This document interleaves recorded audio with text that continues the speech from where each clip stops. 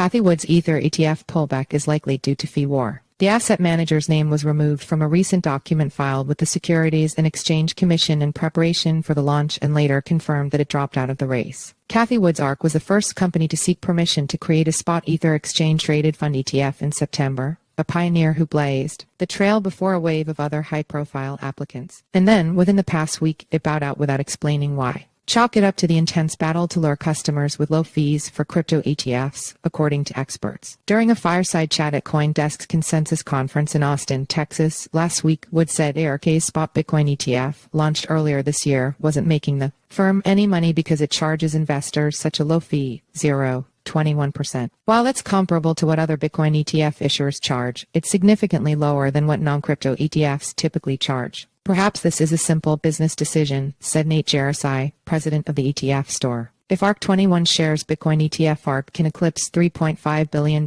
in less than 5 months and ARK can't make any money, that's obviously an issue. ETF issuers charge investors a fee to compensate for managing the fund. Many investors seek to minimize that fee since it cuts into returns. In the race to launch a spot Bitcoin ETF, Grayscale set its fee significantly higher than its competitors at 15%, which appears to be one of the main reasons why investors have pulled billions of dollars out of the fund, and the fund lost its early lead in terms of assets to BlackRock. I don't think anyone truly expected the fee war to get that aggressive before we even saw launches, said James Seyffart, ETF analyst at Bloomberg Intelligence. Seyffart also believes that ARK made the decision based on the low fees. It's possible that the partnership made a ton of sense, particularly with the demand for Bitcoin ETFs, he said. But after the fees got so low right off the bat, there might simply not have been enough money from fees to go around for both firms, particularly on an Ethereum ETF if they are expecting less demand versus Bitcoin ETFs. Only one wannabe issuer, Franklin Templeton, has revealed the fee for its fund so far, which it set at 19% according to a filing, the same amount it charges for the Franklin Bitcoin ETF.